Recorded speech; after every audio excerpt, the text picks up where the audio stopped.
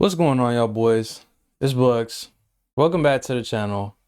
And today I'm talking about Astro Bot, man. Recently beat and completed the game. I know I'm late to the party, but hey, man. You know what I'm saying? Things like these take time. But I just want to talk about Astro Bot because, I mean, this game is phenomenal, bro. Like, it's genuinely really good. And I'm just enamored with the fact that there's been a bunch of conversation going around all over the internet, like post game awards, where people were thinking like, oh, there was all this drama that AstroBot shouldn't have won game of the year or something, or like it was unworthy or whatever the case may be. I think these people are tweaking. I'm not even gonna lie to you. This game is phenomenal from start to finish.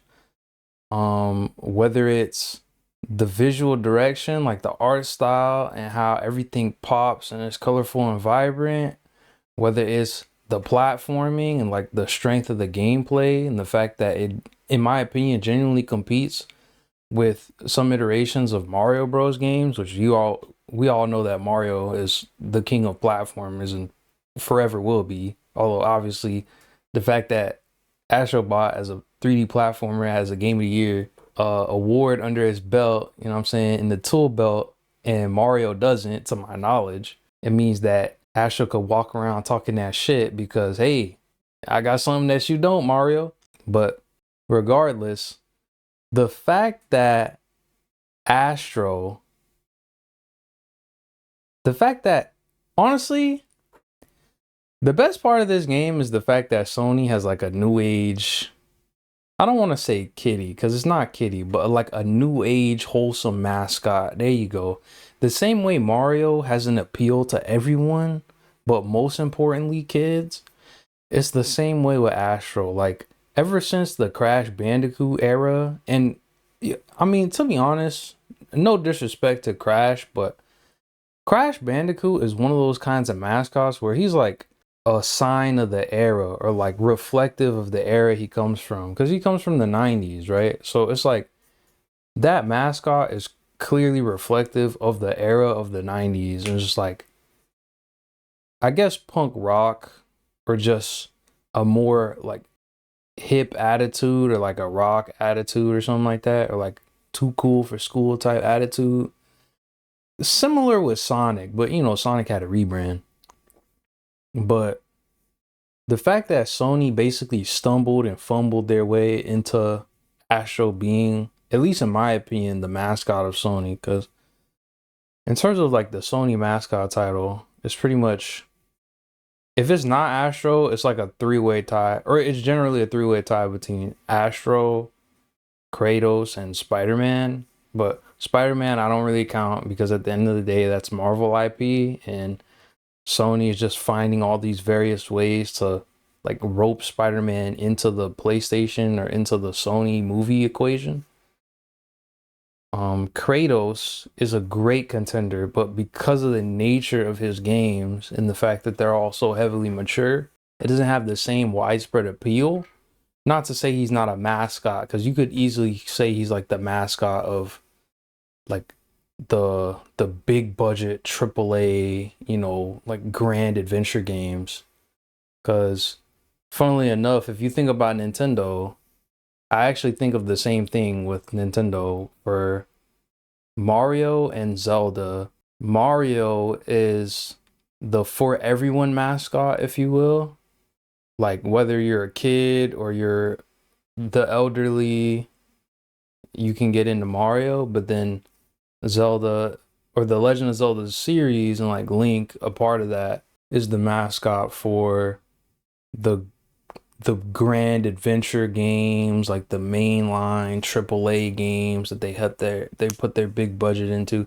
It's not like a one-to-one comparison, but I guess like semantically speaking, that's kind of what I'm getting at. But regardless, man, it's great for Sony that, you know, they have their mascot now, at least in my opinion. And AstroBot itself, in terms of the game, like getting into the actual game, I just, once again, the platform was phenomenal. Level by level, like generally speaking, the game has it has this aspect to it where it's going through like the history of PlayStation basically. It pays heavy homage. It just makes you reminisce of like the eras of PlayStation.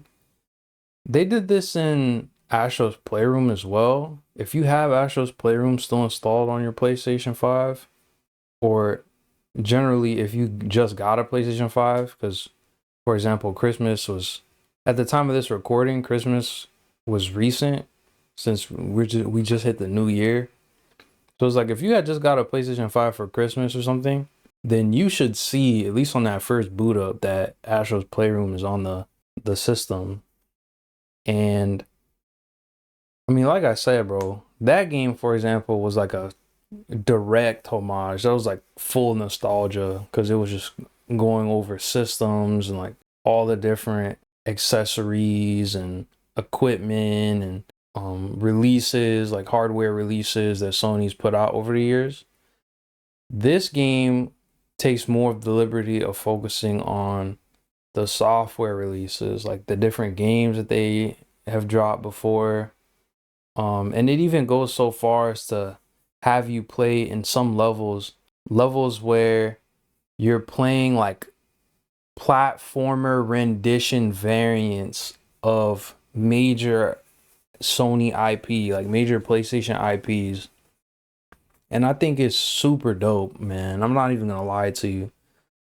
Like, it's genuinely very awe-inspiring. Like, for the first one, you do this ape escape level, and that shit is super fun, dude. Like, just running around. It's basically like you got like a non-canon, brand new ape escape level for like the ape escape games or something like that, where you just run around trying to catch all the apes that's running around hiding from you, up to all these stupid antics, hiding in the bushes and shit. It's amazing. Like, it's genuinely really fun. Um, and then like in the second one, for example, you play as Kratos because you're doing a God of War level, and then in another one you're playing as like Aloy from Horizon and stuff. You know what I'm saying? Like they got Nathan Drake from Uncharted and all that stuff is really fun. And yeah, man, just generally speaking, like the game is super fun. Like I said, it's super vibrant. Um, Even the credits, like the end credits, are crazy interactive. You're basically playing through it, and you get to, because you know how like a lot of people don't really watch the end credits of stuff. Like even in the new age post MCU, where people are kind of trained nowadays to stay after at least the first set of credits, because it's like, hey, you never know what could be in the post credits if there's a post credits. It's like people aren't really paying attention to it for real until something starts to happen, or whatever they're watching just straight up ends completely. But it's like even the credits, bro, you play like it's genuinely a level. Like you play through the whole thing, and it's not like this is groundbreaking news or anything. At the same time, it's just the fact that you could actually watch and intake the names of all the people that made the game. It was really good, bro.